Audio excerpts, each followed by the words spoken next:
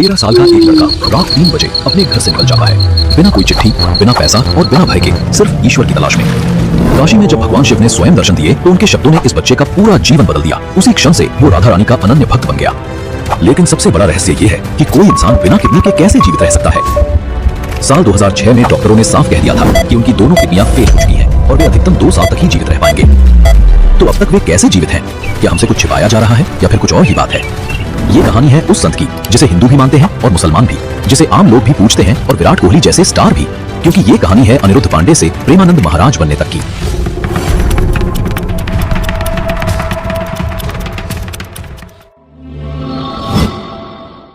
इस महान संत की यात्रा शुरू होती है साल 1969 में, जब उनका जन्म उत्तर प्रदेश के कानपुर जिले के अखरी गांव में एक ब्राह्मण परिवार में हुआ। उनका जन्म का नाम था अनिरुद्ध कुमार पांडे। उनके पिता श्री शंभुनाथ पांडे और माता रमा देवी गहरे धार्मिक विचारों वाले थे। परिवार में साधु संतों का आगमन और सत्संग नियमित रूप से होता था।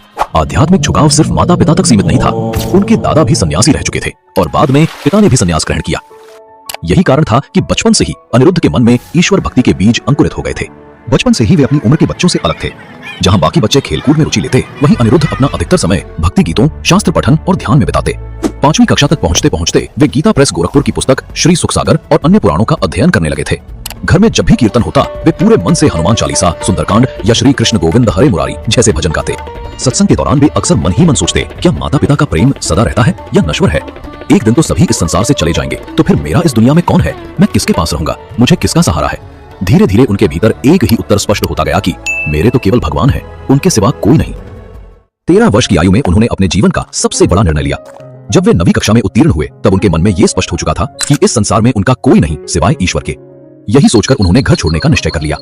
अनिरुद्ध अपनी माँ से सबसे अधिक स्नेह करते थे, इसलिए सबसे पहले उन्होंने अपनी माँ को ही ये बात बताई। उन्होंने कहा, अम्मा, हमारा मन करता है कि हम घर से भागकर भगवान की प्राप्ति करें।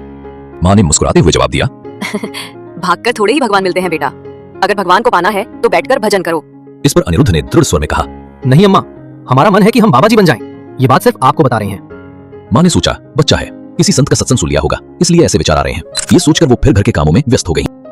लेकिन अगले ही दिन प्रातःकाल लगभग 3 बजे, जब पूरा घर गहरी नींद में था, अनिरुद्ध ने चुपचाप अपने माता पिता को प्रणाम किया और घर से निकल पड़े। वे केवल अपने विश्वास और ईश्वर भक्ति के सहारे एक नई यात्रा पर निकल पड़े, बिना किसी साधन, बिना किसी भय के। जब वे घर से निकले तो अपने साथ सिर्फ 4 चीजें ली, एक गीता, कुशा का आसन, पीतल का लोटा और एक चादर। यही 4 वस्तुएं एक सन्यासी जीवन की मूलभूत आवश्यकताएं थीं। उन्होंने ना कोई पैसा लिया, ना अतिरिक्त कपड़े, ना ही खाने पीने का कोई सामान। रात के अंधेरे में वे घर से निकले और लगातार 15 किलोमीटर पैदल चलते रहे। सुबह होने तक वे एक जंगल में स्थित विशाल शिव मंदिर पहुंच गए। मंदिर पहुंचकर वे भूखे प्यासे 14 घंटे तक बैठे रहे। दोपहर के लगभग 12 बजे भूख से हालत कमजोर होने लगी। उन्होंने मन में सोचा, घर पर तो माताजी खिला देती थी, लेकिन यहाँ कौन खिलाएगा? क्षण भर के लिए मन में संशय आया, कैसे होगा, कौन देखेगा? लेकिन अगले ही पल उन्होंने स्वयं से कहा, मर जाऊंगा पर घर वापस नहीं जाऊंगा। निकला हूं तो भागवत प्राप्त करके ही मानूंगा। इतना सोचकर अनिरुद्ध शिवलिंग के सामने ध्यान में मग्न हो गए। तभी एक आवाज ने उनका ध्यान तोड़ा। उन्होंने देखा कि मंदिर के दरवाजे पर एक आदमी खड़ा था। उस व्यक्ति ने कहा, बेटा, यहाँ एक सूरदास स्वामी रहते हैं, क्या तुम्हें पता है वे कहाँ गए हैं? अनिरुद्ध ने शांत स्वर में कहा, मुझे नहीं पता, मैं तो अभी अभी यहाँ आया हूँ। वो व्यक्ति बोला, मैं स्वामी जी के लिए कमंडल में दही लाया था, अब वो है नहीं, तो तुम ही पी लो, मैं इसे वापस नहीं ले जा सकता। ऐसा कहते हुए उसने दही का बर्तन अनिरुद्ध को थमा दिया। अनिरुद्ध ने अपने पीतल के लोटे से 3 से 4 लोटे दही पिया। पेट भर गया, पर दिल और आत्मा दोनों भर गए। वो व्यक्ति तो चला गया, लेकिन अनिरुद्ध वहीं बैठा सोचते रहे, मैंने तो किसी से कुछ नहीं मांगा, तो फिर ये दही ठीक उसी समय कैसे आ गया जब भूख से शरीर टूट रहा था? और तब उस 13 साल के बच्चे को समझ आया, ये कोई संयोग नहीं था, ये भगवान शिव का संकेत था। वे अकेला नहीं है, हर कदम पर कोई है जो उनका ध्यान रख रहा है। उस क्षण वो 13 साल का बालक शिवलिंग से लिपटकर फूट फूट कर रो पड़ा। ये आंसू डर के नहीं, बल्कि कृतज्ञता और ईश्वर के साक्षात्कार के आंसू थे। दूसरी ओर जब महाराज जी के घरवालों को पता चला कि वे घर से भाग गए हैं, तो सब घबरा गए। 3 दिन की तलाश के बाद किसी व्यक्ति ने बताया, एक गोरा सा लड़का वहां मंदिर में बैठा है। इतना सुनते ही पिताजी, बड़े भाई और परिवार के लोग तुरंत वहां पहुंच गए।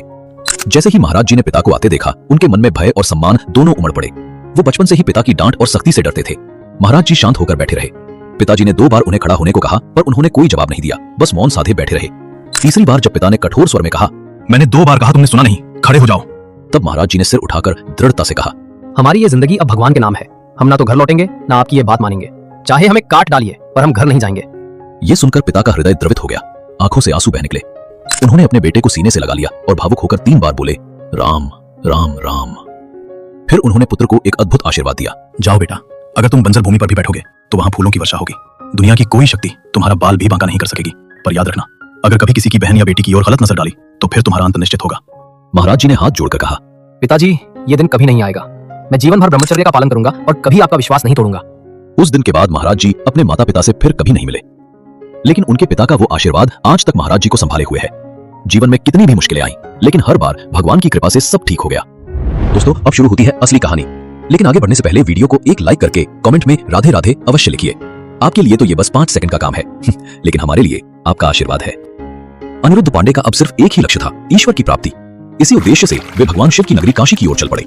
काशी पहुंचते ही उन्होंने सबसे पहले नैष्ठिक ब्रह्मचर्य यानी आजीवन ब्रह्मचर्य का व्रत लिया। उन्हें नाम मिला आनंद स्वरूप ब्रह्मचारी, और बाद में जब उन्होंने पूर्ण संन्यास ग्रहण किया तो उन्हें स्वामी आनंदाश्रम की उपाधि प्रदान की गई। उन्होंने काशी के प्रसिद्ध तुलसी घाट को अपनी तपोस्थली बनाया। तुलसी घाट पर स्थित एक प्राचीन पीपल के वृक्ष के नीचे वे निवास करते थे और वहीं दिन रात गहरी साधना में लीन रहते। ये वही घाट था जहां महान संत तुलसीदास जी ने भी अपना समय बिताया था, और रामचरितमानस के कई अमर अंशों की रचना इसी पवित्र भूमि पर की थी। रात में वे उसी पीपल के पेड़ के नीचे सोते, जमीन ही उनका बिछौना और आकाश ही उनकी छत थी। कंबल की जगह वे गेहूं की पुरानी बोरियां ओढ़ते और कड़ाके की ठंड की रातों में भी यही उनका एकमात्र आश्रय होता था। महाराज जी की दिनचर्या की बात करें तो अत्यंत सख्त और अनुशासित थी। उनका दिन रात के 2 बजे शुरू हो जाता था। पहला गंगा स्नान सुबह 3 बजे, दूसरा दोपहर 12 बजे और तीसरा शाम 6 बजे। कड़ाके की ठंड हो, तपती गर्मी या मूसलाधार बारिश, उन्होंने गंगा स्नान कभी नहीं छोड़ा। ये उनका नियम था, उनकी साधना का अभिन्न हिस्सा।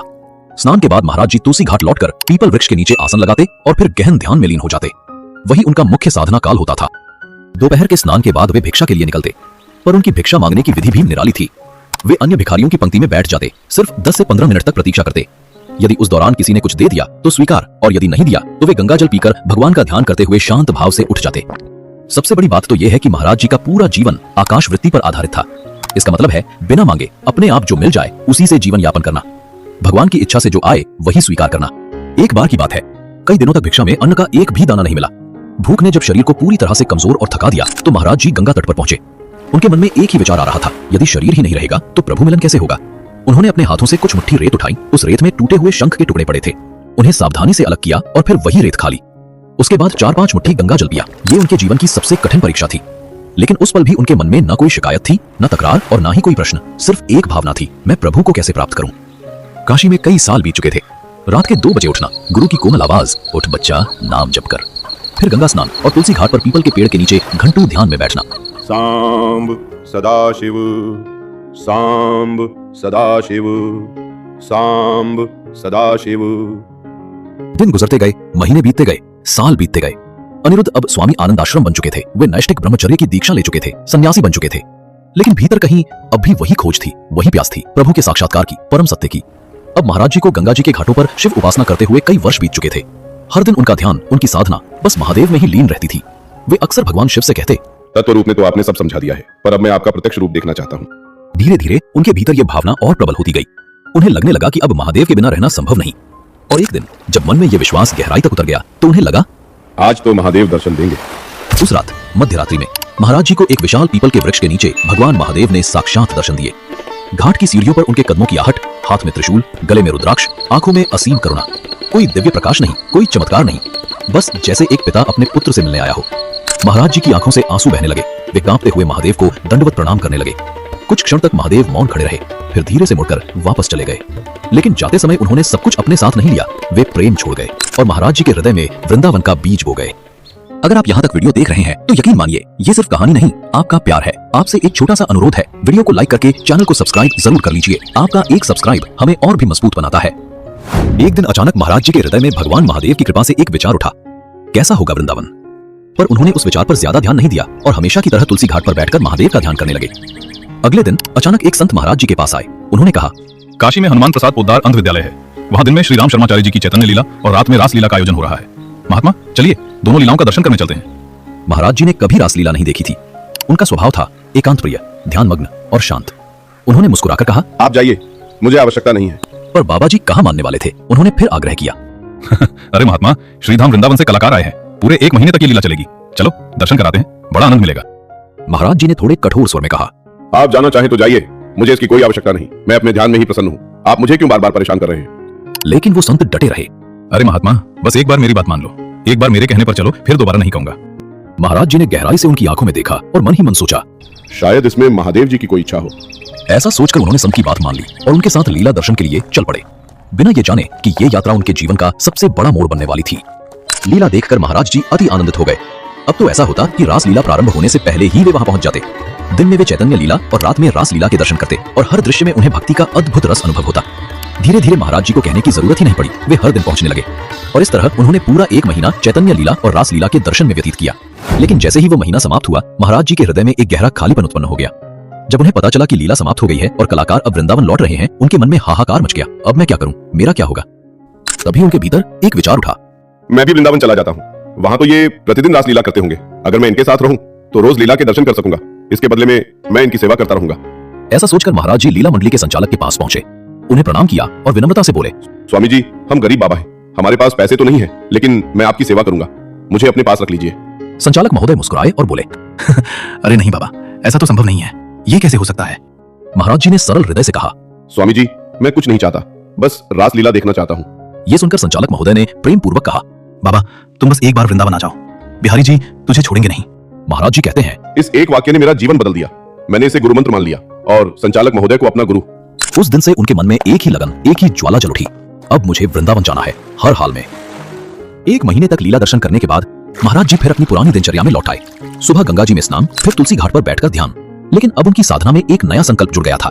मुझे किसी भी तरह वृंदावन पहुंचना है। एक दिन प्रातःकाल महाराज जी तुलसी घाट पर ध्यान में बैठे थे। उसी समय पास स्थित संकट मोचन हनुमान मंदिर के बाबा युगल किशोर जी प्रसाद लेकर उनके पास आए और बोले, लो बाबा, प्रसाद ले लो। महाराज जी ने पूछा, हमें क्यों दे रहे हो? बाबा ने मुस्कुराकर कहा, महादेव जी की प्रेरणा हुई है। महाराज जी ने फिर पूछा, क्यों प्रेरणा हुई? हमें ही क्यों दे रहे हो? और भी तो बहुत लोग हैं, उन्हें दे दो ना। बाबा युगल किशोर जी शांत स्वर में बोले, पता नहीं क्यों, लेकिन प्रेरणा सिर्फ आपके लिए हुई है। जब महाराज जी ने देखा कि यह भावना निष्काम और सच्ची है, तो उन्होंने विनम्र भाव से प्रसाद स्वीकार कर लिया। फिर बाबा बोले, बाबा पास में ही हमारी कुटिया है, आप वहां रुक जाइए। महाराज जी ने कहा, नहीं, हमारा नियम है कि हम किसी गृहस्थ के दरवाजे नहीं जाते। आकाश वृत्ति से जो मिल जाए वही पर्याप्त है। बाबा ने तुरंत कहा, अरे नहीं महाराज, हम गृहस्थ नहीं हैं, हम भी बाबा जी हैं। उनकी सादगी और भक्ति देखकर महाराज जी उनके साथ चल पड़े। कुटिया गंगा जी के बिल्कुल किनारे पर थी। वहां बाबा युगल किशोर जी ने दाल रोटी बनाकर महाराज जी को खिलाई और प्रेम से बोले, बाबा हम तो हर समय सेवा में ही रहते हैं, आप दिन भर हमारी कुटिया में विश्राम कर सकते हैं। उसके बाद महाराज जी कभी घाट पर ध्यान में लीन रहते तो कभी उस कुटिया में विश्राम करते, मानो गंगा की धारा और ईश्वर की कृपा उन पर हर पल बह रही हो। युगल किशोर जी महाराज जी से अब अपनापन महसूस करने लगे थे। एक दिन महाराज जी ने बड़े सरल भाव से पूछा, क्या आप मुझे वृंदावन पहुंचा सकते हैं? जैसे युगल किशोर जी तो पहले से ही तैयार बैठे हों, उन्होंने तुरंत कहा, बाबा क्यों नहीं, जरूर पहुंचा दूंगा, बताइए कब चलना है। महाराज जी ने मुस्कुराते हुए कहा, हम तो तैयार ही बैठे हैं, जब आप प्रबंध कर दें तब चल पड़े। युगल किशोर जी ने कहा, ठीक है बाबा, कल की तैयारी कर लीजिए, मैं ही ले चलूंगा। यह सुनकर महाराज जी का हृदय आनंद और रोमांच से भर गया।